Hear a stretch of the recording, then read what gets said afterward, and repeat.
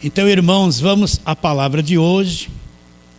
Abra sua Bíblia na carta de Paulo aos Colossenses, capítulo de número 2, Colossenses 2, versos 20 a 23. Todos já acharam? Vou ler. Se morrestes com Cristo, olha, presta atenção no que você está lendo. Se morrestes com Cristo para quê? Para os rudimentos do mundo. Porque como se vivesseis no mundo, vos sujeitais às ordenanças. Agora vem as ordens. Não manuseis isso, não proves aquilo, não toques naquilo. Segundo preceitos e doutrinas de quem? De Deus? Não, dos homens. Porque todas estas coisas com uso se destroem. Tais coisas que são essas ordenanças, olha lá, com efeito, tem aparência de sabedoria. Como culto, repare bem, culto de si mesmo. Porém, o que é isso? Falsa humildade, agora entra o asceticismo. Rigor ascético. Todavia não tem valor algum contra a sensualidade. Então vamos trabalhar no verso 20. Se morresses com Cristo para os rudimentos do mundo, é isso que eu tenho que entender. Que nós morremos juntamente com Cristo. Vamos à historinha. Deus fez o primeiro casal, pôs o casal no jardim do Éden e deu uma ordem: não coma do fruto, o dia que comer vai morrer. Eles comeram e eles morreram. Mas continuaram vivos.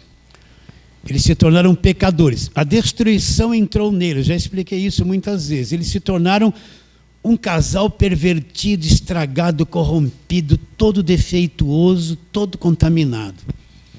Eles tiveram filhos e filhas. E todos os que são geração deles, nós somos geração deles, nascem como eles, todos estragados. O pecado não é eu cometer uma coisa externa. O pecado é que eu vivo em decomposição. Eu estou numa natureza chamada natureza carnal, programada para praticar todas as coisas erradas. Uma natureza maligna, contrária a Deus. E eu herdei isso de Adão. Quando eu nasci, milhares e milhares de anos depois deles, eu herdei o resultado da desobediência. Eu nasci totalmente pervertido como eles. Estragado, nasci morto já.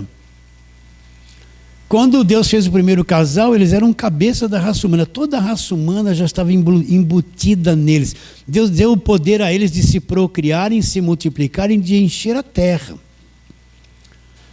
Então eles se multiplicaram e encheram a terra de um monte de filhos pervertidos e estragados.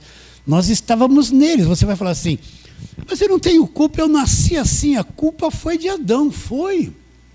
Mas como eu vim da genética dele, eu nasci como ele, estragado como ele ficou. Eu estava incluído nele. Agora, o que Deus vai fazer? Deus vai encerrar essa primeira criação. Aonde que ela vai encerrar? Ele vai encerrar na cruz. Essa primeira criação corrompida, estragada, Deus vai julgá-la e matá-la na cruz. Então, quando Cristo vai para a cruz, entenda isso. Deus nos incluiu nele, é a doutrina da inclusão. Um fez por todos, e o efeito do que ele fez passa a vigorar na vida de todos. O efeito do pecado de Adão foi ele que fez, mas passou a vigorar na vida de todos os seus descendentes. O que Cristo fez na cruz, eu fui incluído. O efeito do que ele fez na cruz, eu fui incluído. Eu entro dentro daquilo que ele fez na cruz. Adão fez e eu fui incluído e sofri o efeito. Jesus Cristo fez, eu fui incluído e recebi o efeito do que ele fez na cruz. Então, quando Cristo vai para a cruz, Deus pega a velha criação e crava neles, são os pecadores. Quando Cristo está morrendo, ele não está sozinho. Todos nós estamos incluídos naquela morte dele. Entende? Assim como nós estávamos incluídos em Adão, recebemos o resultado do que ele fez, Deus nos incluiu em Cristo e nós recebemos o resultado do que ele fez ali. A mesma coisa que aconteceu em Gênesis acontece na cruz. Então nós que cremos, nós morremos com Cristo na cruz. Nós morremos para a velha criação. Todo esse sistema corrompido, apesar de você estar vivendo aqui nessa sociedade, nesse mundo, na ótica de Deus, você já morreu para tudo isso. Você não faz parte dessa corrupção. Você é uma nova criação em Cristo. Uma nova criação em Cristo. Só pela graça que você vai entender essa inclusão. Então, o próprio Deus nos matou em Cristo. Nós morremos para a religião, morremos para a velha aliança, morremos para esse sistema do mundo. Vivemos aqui, temos que trabalhar, que comer. Mas na ótica de Deus nós estamos mortos para tudo isso. Nós somos de uma outra dimensão. A igreja é dos lugares celestiais, de uma outra dimensão. Então, se isso aconteceu comigo, porque eu vou voltar antes de tudo isso e ficar debaixo das ordenanças da religião. Não pode fazer isso, não pode. Que vem como fruto do conhecimento da lei. Não tem nada a ver uma coisa com outra. Então vamos trabalhar na palavra, vamos lá. Vamos ver a nossa morte com Cristo. Olha lá. Romanos capítulo 6, abre lá. Romanos capítulo de número 6.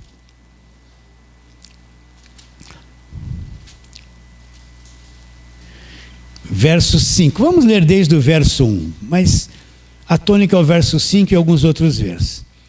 Que diremos, pois? Romanos 6:1, ele está fazendo uma pergunta.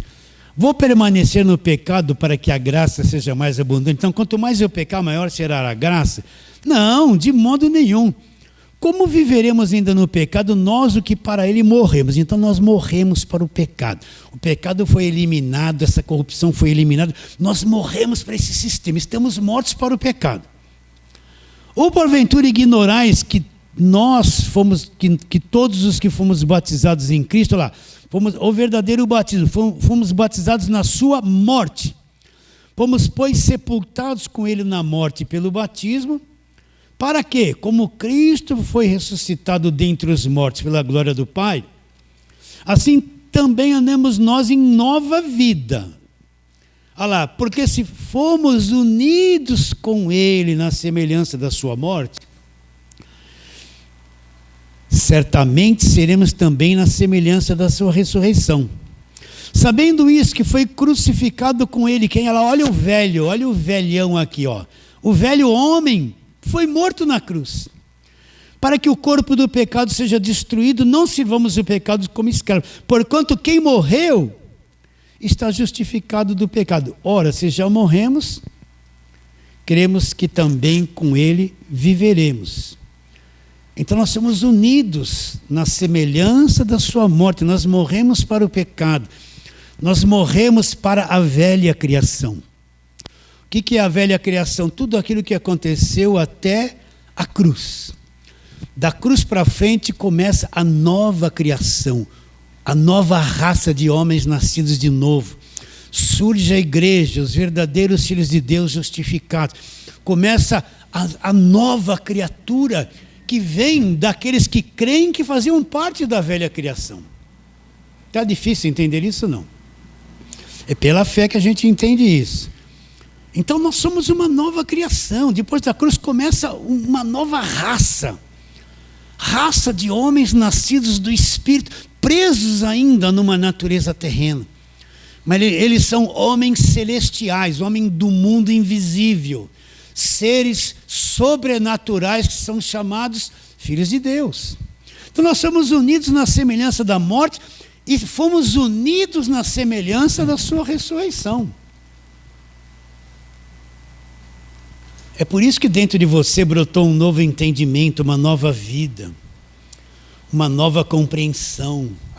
Você acordou de um sono e está entendendo o Evangelho. Só entende o Evangelho quem foi despertado. Quem não foi despertado não vai entender. Aconteceu algo dentro de você, você ressurgiu, acordou. Eu estou entendendo, porque a nossa linguagem do Evangelho, para quem está nas trevas, mesmo estando dentro de uma igreja, é uma coisa horrível, não tem atração, não tem vitória, não tem conquista, não tem prosperidade, não tem os milagres, as curas. Se bem que Deus pode fazer tudo isso, é uma linguagem que não atrai. O Evangelho verdadeiro não é de atrair ninguém. Só atrai a nova criação, quem nasceu de novo. A hora que entende, era isso que eu procurava e não sabia. Porque nasceu de novo, faz parte da nova criação. Então nós somos unidos com o Senhor na semelhança da sua morte. Agora vamos para a segunda carta de Paulo aos Coríntios. Vai um pouquinho para frente, vem primeiro aos Coríntios. Segunda carta de Paulo aos Coríntios, capítulo de número 5.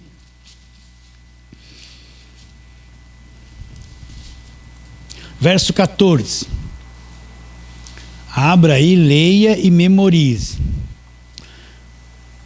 Verso 14. Pois o amor de Cristo nos constrange, julgando nós isto. Olha lá.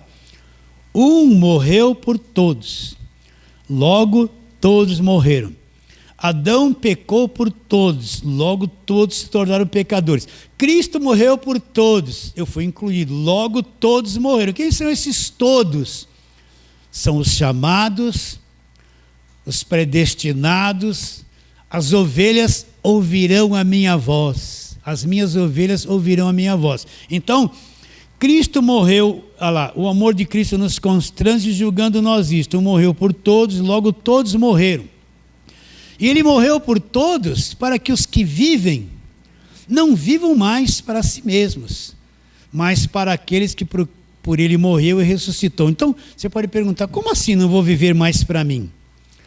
Eu tenho que viver para Deus. Então viver para Deus já está dentro da igreja 24 horas por dia, entrar num convento e não ver mais ninguém, me isolar do mundo, entrar num mosteiro e viver lá escondido. Não! Quando você está almoçando, você vive para Deus agora. Tudo, você é de Deus agora, a tua vida, tudo que você faz, trabalha, estuda, se alimenta, dorme, você vive para Deus, você é de Deus, a tua vida agora você vive para Deus. Tudo que você faz, então, cuidado que eu não vou fazer isso, cuidado, não, vai viver a sua vida normalmente, você é de Deus, agora você vive para Deus. Antigamente você vivia para o pecado e para a morte, agora a tua vida você vive ela para Deus, mesmo vivendo para você. Então o teu trabalho agora é para Deus. Pastor, quer dizer que você nunca vai ser perfeito, não se iludam. Mas agora, as 24 horas que você viveu, você comeu, trabalhou, descansou, se divertiu, parece que foi tudo para você, mas essa vida é de Deus, você está vivendo, está comendo, está trabalhando, está respirando para Deus, ainda que seja para você. Nós vivemos para Deus, a tua vida é vivida agora para Deus. Eu vivia para a morte, para o pecado antes de conhecer, mas agora tudo que eu faço, até dormir, eu durmo, minha vida eu vivo para Deus, eu durmo para Deus. Tudo a gente é de Deus agora. Ele morreu por todos para que esses, vou ler porque eu não memorizei direito, vamos lá. Ele morreu por todos, verso 15, para que os que vivem não vivam mais para si mesmos, mas para aquele que por eles morreu e ressuscitou. Então, pastor, quer dizer que eu não posso desejar comprar alguma coisa? É errado, eu estou vivendo para mim? Não. Esse querer desejar comprar alguma coisa e você poder, é para você, mas você está vivendo para Deus. Deus está nisso. Você teve um filho, tá bom, mas também é para Deus. Tudo que você produz aqui, você vive para Deus, porque Ele te comprou, você é dele agora.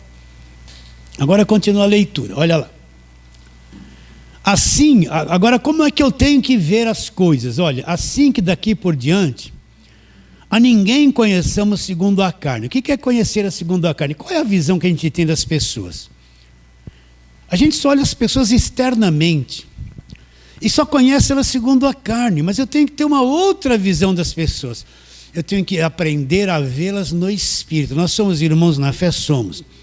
Então, quando eu olhar para você, eu não tenho que atentar somente na sua aparência física, no que você é, no que você faz. Eu tenho que começar a te enxergar como um cidadão dos céus, no Espírito, um filho de Deus aperfeiçoado. Eu não posso olhar a vida da igreja só segundo a carne, o que tem, o que não tem, se aquele fala muito, se aquele fala pouco, se aquele gosta do meu jeito, se aquele não gosta. Não, isso tudo é uma visão antes da cruz humana, terrena. Eu tenho que olhar agora como aquele homem interior salvo no espírito, pessoas salvas. Tem que mudar minha visão. Porque se eu ficar com essa visão só de olhar o lado exterior, eu vou ver defeito das pessoas. Eu não vou ver que ela tem virtude. A nossa tendência natural é só ver defeito, nunca valorizar ou ver se a pessoa tem alguma virtude. É só ver o erro, ver o lado manchado dela, que é o lado exterior, e não ver que dentro dela tem um homem nascido de Deus, um homem espírito. Se a esposa começar a enxergar o marido assim, ela vai ver os defeitos do marido, mas lá dentro tem um homem interior salvo, que está crescendo, se desenvolvendo, glória a Deus. Vai saber suportar e ter paciência com ele. Se o marido olhar para a esposa, vai ver os defeitos dela, talvez pôs muito sal na comida, né? Ela gosta de muito sal, ele de menos sal, já viu, né? Pôs muito sal. Não, ali dentro tem um ser celestial, salvo. Então você vai ter mais paciência, vai ser um pouco difícil, né? Mas vocês estão entendendo? Então não veja a igreja como aquele que tem mais cabelo, que tem menos cabelo, aquele que vem daquele jeito, aquele que tem carro, que não tem carro. Isso não faz parte. A ninguém fique vendo segundo a carne. Como é que eu tenho que ver? Ver segundo o Espírito. É um monte de gente salva que está na igreja. Seres celestiais, seres espirituais. Eu já os vejo aperfeiçoados por dentro. Quando você começar a ver as pessoas assim, aquela forma de querer julgar, criticar, desprezar, condenar, fazer juízo, ela vai enfraquecendo, enfraquecendo, enfraquecendo. Você vai começar a ver as pessoas melhores, de uma forma que Deus vê. Eu tive uma experiência essa semana. Agora no inverno escurece mais cedo, né? Já tinha escurecido, aí alguém bateu lá, tum, tum, tum, no meu portão. Tinha um homem magro, alto, numa miséria total. A carne falava assim, nem aparece, né? A carne falava assim, nem aparece, daqui a pouco ele vai embora. Mas lá no Espírito falava, olha, como Jesus chegaria a ele? Aí então eu abri a porta, pus a cabeça assim, pois não. Aí ele veio pedir uma coisinha, eu falei, pode ser 1 litro de leite?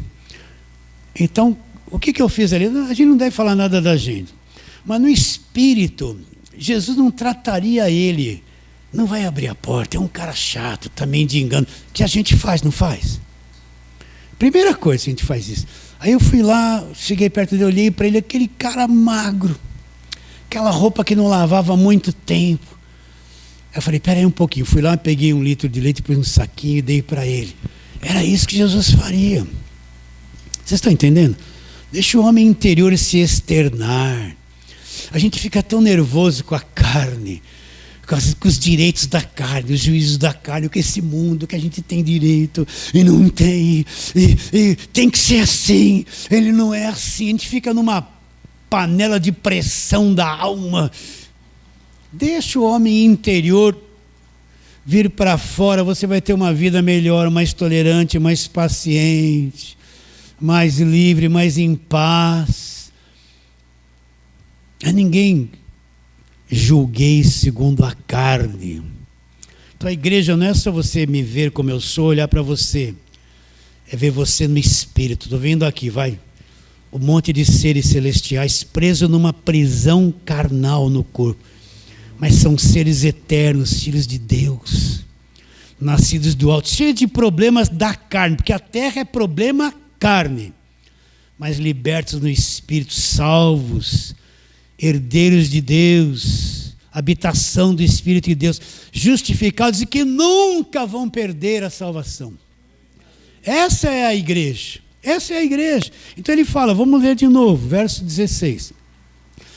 Assim que daqui por diante a ninguém conheçamos segundo a carne. E se antes conhecemos segundo a carne, já Cristo segundo a carne, já agora não conhecemos deste modo. Então o que é conhecer Cristo segundo a carne? Então eu tenho que entender que Jesus não é mais aquele Jesus que andava em Nazaré, preso num corpo físico, limitado. Ele não é, eu não vou cantar. No meu barquinho está Jesus de Nazaré, inspirado naquele texto que eles estão no barco, está aquela tempestade, e Jesus está dormindo, e os discípulos, Jesus, acorda, não se te dá que pereçamos. Aí Jesus acalmou a tempestade, eu estou aqui numa tempestade, Jesus está no meu barquinho, Jesus me socorre. Jesus não está aqui mais fisicamente, fazendo aqueles milagres, multiplicando o pão, acalmando a tempestade. Aquele Cristo, aquela visão do Cristo antes da cruz, é muito bonita, mas ele não é mais aquilo. Ele ressuscitou, ele já está num corpo glorificado, ele ressuscitou num corpo glorificado. Os discípulos estão trancafiados no cenáculo, ele atravessa a parede, ele aparece no meio deles, passa já convosco, não precisou abrir porta, janela, abrir telhado. Ele já está com um corpo de uma outra dimensão, aparece no meio deles, fala com eles, e depois desaparece da vista deles, entra numa outra dimensão. Então eu não vejo mais Jesus, olha, vai multiplicar o pão, ele pode fazer isso, pode. Mas agora nós vemos Jesus no trono, glorificado. Aquele de Nazaré já passou. Eu não posso ficar com aquela mentalidade dele, passa por aqui, Senhor, oh Senhor, entra na minha casa. É um monte de música que canta aquele Jesus andando pelos caminhos, aquele Jesus fisicamente que comia, bebia, não é? Tem uma música aí que a minha esposa ouve, deixa eu entregar ela aqui. Ela põe lá na net, lá naquele louvor, ela fala, não é possível que você está ouvindo isso, eu quebro o pau com ela lá. Mas não é quebrar pau. Fala, olha a mente, tem que renovar, né? O que canta lá, que é a minha casa, não, entra na minha casa, minha família é tua. Que tua nada, se ninguém se converteu, não é, gente. Ele não vai entrar dentro da tua casa, ele não está mais nessa dimensão. Vocês estão entendendo? Eu não posso nem ver Cristo segundo a carne, aquela mesma visão de Cristo, Jesus de Nazaré. Não, ele fez tudo aquilo, mas ele ressuscitou. Ele está à direita do Pai nas alturas, glorificado.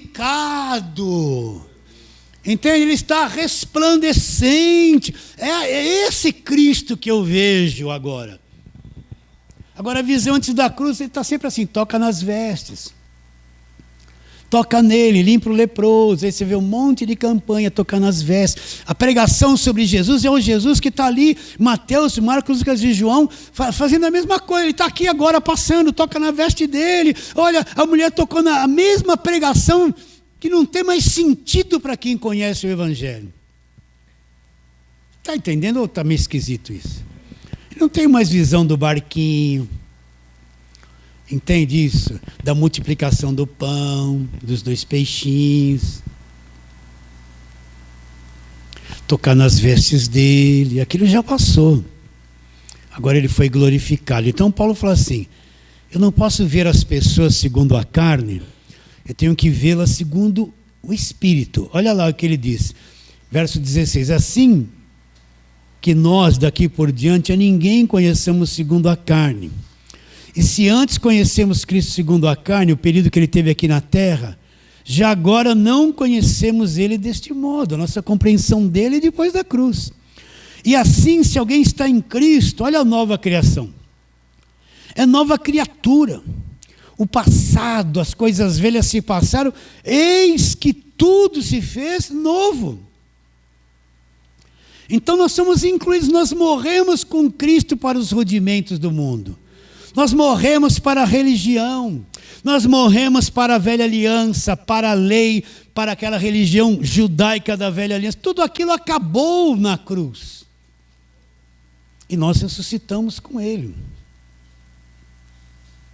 Então vamos voltar ao texto lá. Colossenses 2. Vamos ler de novo agora.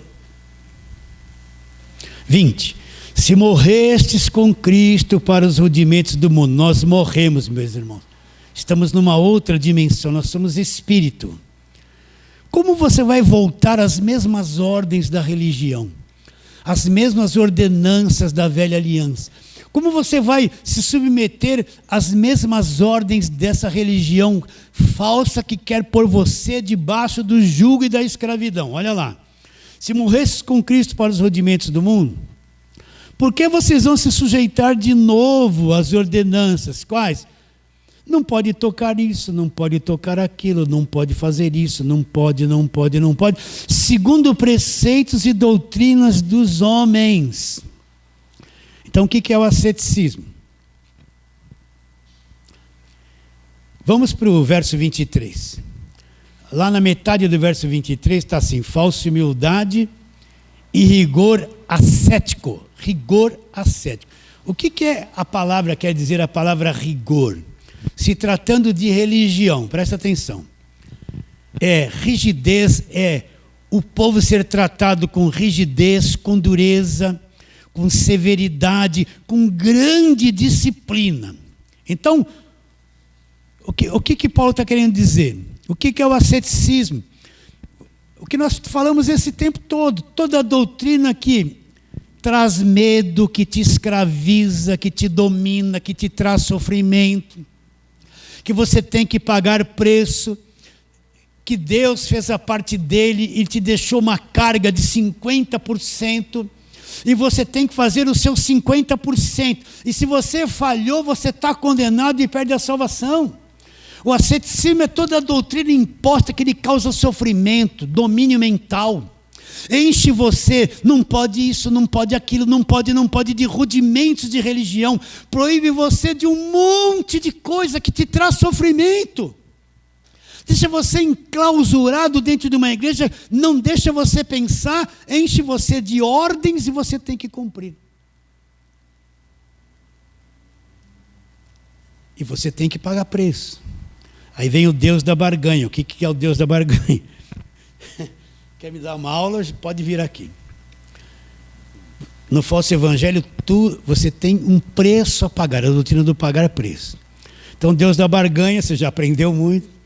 Aquele Deus que, primeiro eu tenho que fazer uma oferenda para Ele. Dar uma oferta, dar dinheiro, dar coisas para Ele. Aí Ele vai avaliar o que eu dei. E se agradar a Ele, Ele vai me beneficiar. Então daí que vem a doutrina do pagar preço, dos sacrifícios, de dar tudo que tem. Eu sou obrigado a dar dinheiro, eu sou obrigado a ser dizimista. Tudo tem um custo, Ele fez a parte dele, e a minha parte é penosa, eu não consigo cumprir, é muita ordenança na minha cabeça. Não é? Até um tempo atrás, tinha uma igreja aqui no Glicério, que proibia as pessoas de ter televisão em casa, não é verdade? Você lembra disso? Quem tinha televisão em casa, não só do Glicério, mas também que põe véu, era proibido ter televisão. E eles punham outdoor aqui na cidade. Televisão, a imagem da besta. Só que todas elas, olha, eles destruíram a vida de tantas crianças, de tanta gente. Eles proibiam de jogar bola, proibiam de aniversário, proibiam de tudo. Não proibia? Só que o tempo passou, agora veio a internet, os celulares, os monitores, e a televisão não serve mais para nada. Hoje em dia você tem uma telinha aí, que você anda com ela para baixo e para cima, e eles estão na imagem da besta agora é útil para eles. Não é? Antigamente era a televisão, agora as telas que tem agora são muito mais aperfeiçoadas. E uma criança com um celular na mão entra em tudo quanto é coisa do mundo. Só que eles estão aqui agora. E proibir as pessoas, as coitadas das mulheres, não podia cortar o cabelo. Uma vez eu fui visitar uma irmã. O cabelo dela ia quase até o joelho. Ela veio com aquele cabelão e ela dizia assim para mim: uma irmã me revelou que o meu cabelo tem uma grande unção. E não cortava o cabelo há anos, coitado. Coitada dela quando ia tomar banho, ia dormir, ou ia se relacionar com o marido, aquele cabelo, aquela coisa toda. Tinha uma unção. Eu expliquei para ela: não tem, minha irmã, isso é tudo religião. Então proibiam as mulheres de cortar o cabelo. As mulheres eram obrigadas só a usar saias bem compridas, não é? Roupa de manga. Eu ouvi num programa de televisão de uma igreja glicéria, a mulher do missionário, dizendo que quando ia se relacionar com o marido tinha que ser de roupa e no escuro. Olha só, não podia rapar as axilas, não podia se depilar. Você não ouviu isso? Não falaram 1001? Eu ouvi isso no rádio, num programa de uma rádio. Eu ouvi isso. Por que o homem só tem que usar paletó e gravata para entrar numa igreja? Paletó e gravata não é de país tropical como o nosso, entende? Então, maior calor, está o pastor lá com paletó e gravata, naquele quadrado. Se ele for gordinho, vai suar pra caramba, vai ficar melado de suor. Mas é santidade. Naquele púlpito não pode subir se não tiver paletó e gravata. E um monte de proibições dizendo que isso é santidade. No fim, é um monte de escravidão que foi posto na cabeça das pessoas. Não pode comer certa comida, não pode isso, não pode. Você tem um parente, ele é espírita, faz um aniversário, chama você num sábado para ir lá. Não, ele é espírita, tem demônio, você não tem comunhão com trevas. O que tem visitar um parente que é espírita? Você é de Deus, você é salvo. Qual a esperança dele conhecer o evangelho se não é você entrar na casa dele? Entende isso? O evangelho falso separa as famílias, não pode ir na casa de ninguém porque é macumbeiro, não pode visitar parente, põe uma inimizade na cabeça, é tudo perdido, estão cheios de demônios meus parentes. E vai arrancando a pessoa da sociedade, vai ficando bitolada com aquela cabecinha dentro da igreja, não pensa mais, fica bobado, acha que Deus é só aquilo. A vida dele é ficar enfiado dentro da igreja, cheio de ordenanças na cabeça. E quando vê, é tudo perdido, é tudo Jezabel, é tudo gente contaminada, é tudo ímpio. Nós somos muito santos, é tudo ímpio. Você já não viu isso? Agora a coisa está bem expansiva. Mas até uns 30 anos atrás era uma escravidão viver dentro de uma igreja de lei, sim ou não? Você deve ter aprendido isso. Então é aquele monte, o asceticismo, eles controlam a tua vida por ordenanças e ditam o que você tem que fazer, e tudo é pecado. Você não pode sorrir, você não pode fazer nada, você tem que viver enclausurado dentro de uma igreja. Isso é ser santo, não pode pôr certa roupa. O homem não pode pôr certa roupa. Até um tempo atrás, nessas igrejas não podia jogar bola uma criança. Quantas crianças tiveram a sua infância destruída pelos pais? Nunca levaram os filhos num circo, coisa que nem tem mais. Num cinema, porque tudo era o diabo, tudo era demônio. Entende? Tudo. Criança não podia jogar bola, gente. Um menino doido para jogar bola. Você vê aquela menininha pequenininha, não teve nem opção, um saião até o pé, e quando ia na escola aquele frio, tinha que ir com aquele saião, porque mulher não põe calça. Depois, quando tem 13, 14 anos, some da igreja, odeia estar dentro de uma igreja assim, porque teve a infância destruída pelas proibições, pelas ordenanças. E as crianças nem entendem o que é Jesus ainda.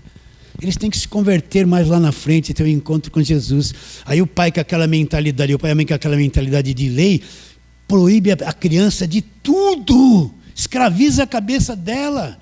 Ela fica atormentada, ela vai na escola, é tudo diferente. Meu pai e minha mãe querem me obrigar a isso. Atrapalha a vida deles. E muitos deles crescem, nunca mais querem saber de Deus nem de igreja, porque foram atormentados quando crianças.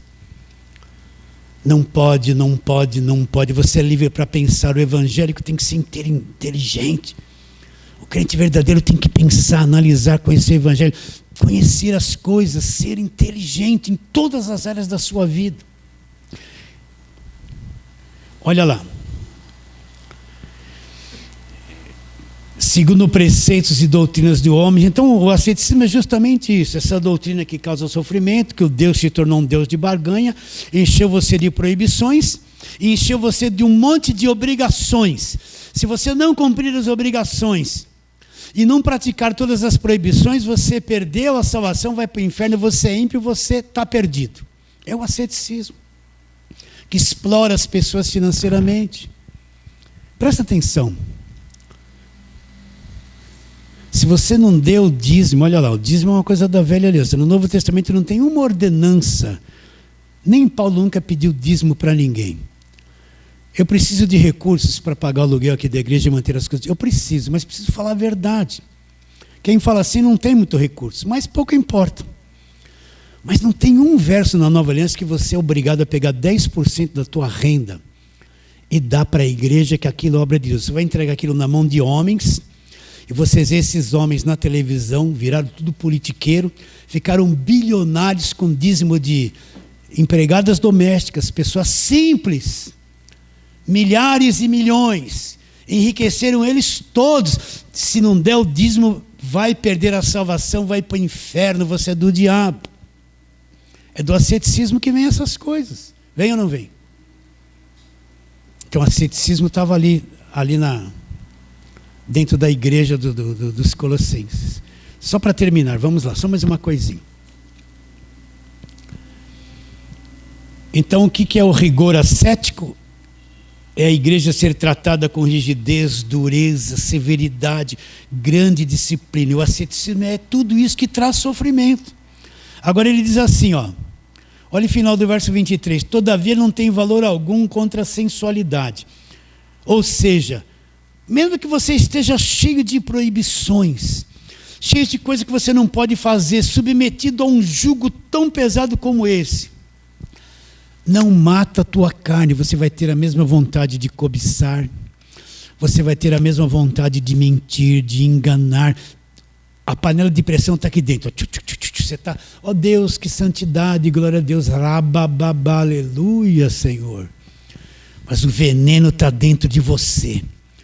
A vontade de cobiçar, de transar, de fazer coisa errada, de xingar os outros, de ter ódio. As ordenanças não matam a sensualidade, aquilo que a carne produz, não mata. Pode encher a pessoa de regra, mudar a forma dela vencer. A natureza terrena não é morta por essas coisas, é tudo uma farsa.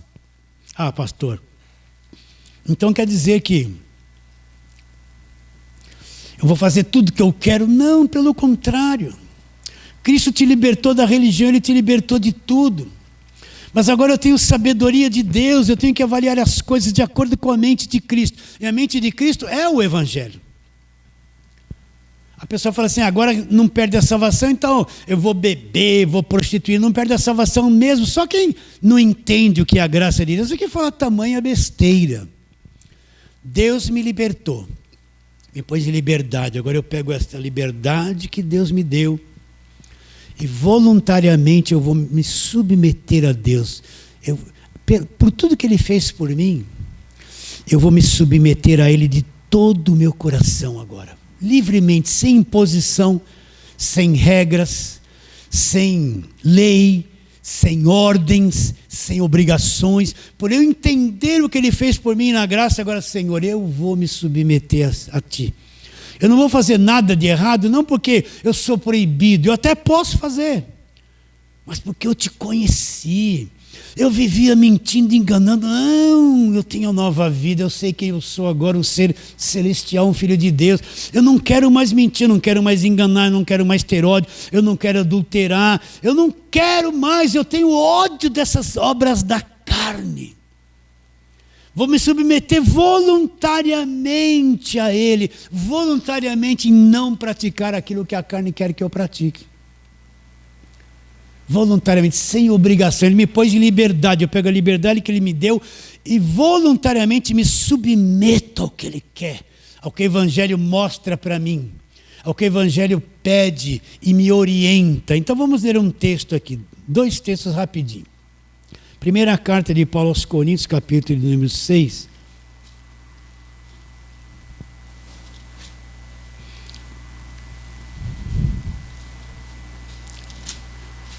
Vamos ler uma coisa interessante aqui. Vamos ler o verso de número 12. Esse texto aqui fala sobre a sensualidade. Ele vai falar que nosso corpo não é para se entregar para prostituta, nós não temos que viver em impureza, que o corpo é uma coisa de Deus, que o Espírito Santo habita em nosso corpo. Mas aí ele cita esse verso 12: todas as coisas me são lícitas, mas nem todas convêm.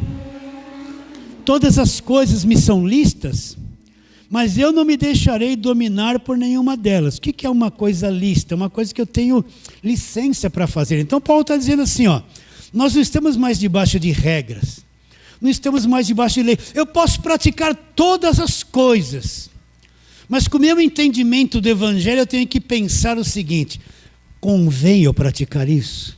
É aceitável a um cristão eu praticar isso? É aceitável ao Evangelho eu praticar isso? Isso convém na minha vida espiritual com Deus? Se não convém, eu não vou praticar. Se não convém, não vai fazer parte da minha vida. Se não convém, eu não quero, porque eu me submeto voluntariamente a Deus pelo Evangelho. Tudo me é lícito, mas nem tudo convém. Então eu não vou viver desordenadamente, não é? Eu não vou viver erradamente, tudo atrapalhado. Não vou viver debaixo de escravidão, mas não vou viver erradamente. Eu tenho que viver uma vida limpa diante de Deus e dos homens. A minha liberdade vai se tornar uma vida limpa diante de Deus e dos homens. Olha lá o verso 12 de novo. Todas as coisas me são lícitas, mas nem todas convêm. Então quem conhece o Evangelho sabe até onde é permitido ir e até onde não convém ir.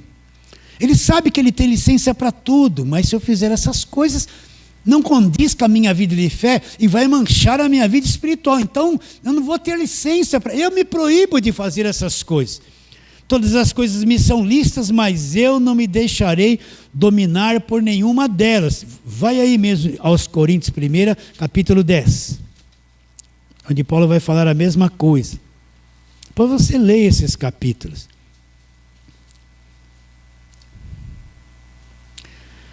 Verso 23... 10, 23, ele vai falar sobre o limite da nossa liberdade cristã.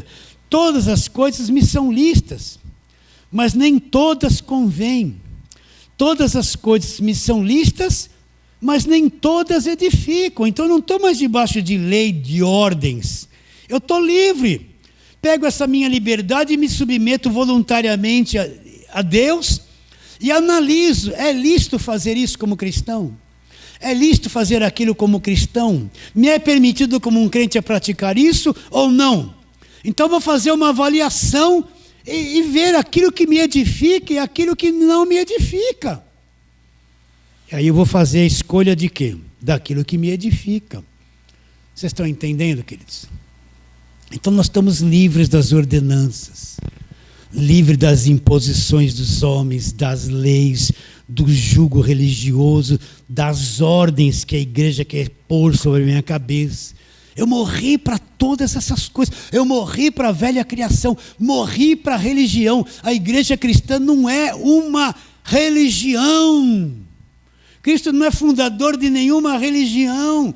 Nós somos do Evangelho da graça de Deus e nada além disso, nada a quem diz. Me libertou de tudo. Agora eu vou pegar a minha liberdade e me submeter voluntariamente dentro do meu conhecimento. Então você tem que avaliar o seguinte: de acordo com a estatura espiritual, um vai enxergar uma coisa, o mais adulto vai enxergar outra. Então o mais adulto tem que descer um pouquinho quando ele vê um irmão na graça que não entende bem e faz alguma coisa errada, não para julgá-lo e condená-lo, para auxiliá-lo. Vocês estão entendendo? Então, na igreja tem que começar no Evangelho da Graça há 6 meses. Ele ainda é um crente criança. O mais velhão adulto está muito tempo na frente. Então, como é que ele vai ajudar? Chega no nível dele, com jeitinho. Se vê praticar alguma coisa errada, porque ele não tem entendimento. Quando ele amadurecer no conhecimento, vai sozinho expurgar isso da vida dele. E a ninguém condenemos, a ninguém julguemos. Não seja juiz de ninguém, não seja um instrumento de condenação da vida de ninguém. Está bem claro isso? Recebe a palavra de hoje? Fale assim, amém. Vamos ficar em pé. E vamos fazer aquela breve oração. Feche os olhos se assim você desejar. E vamos orar. Senhor, nós queremos te adorar nesta manhã linda, Senhor. Manhã de paz, manhã de sol, de alegria por dentro e por fora. E queremos pedir que o Senhor venha abrir o entendimento, todos quantos receberem este arroz com feijão, esta palavra do Evangelho da Graça. Recebam vida, tenham os olhos do coração iluminados. Aqueles que viveram debaixo de jugo até tantos anos, quando ouvirem isso, sejam libertados pelo conhecimento da verdade, Senhor. Nós acreditamos que a voz, essa única voz, simples voz, vai chegar longe. O Senhor vai levá-la a muitos corações que serão libertos das ordenanças, dos jugos da escravidão. Crendo que será, oramos pela fé, em nome de Jesus. Você diz amém.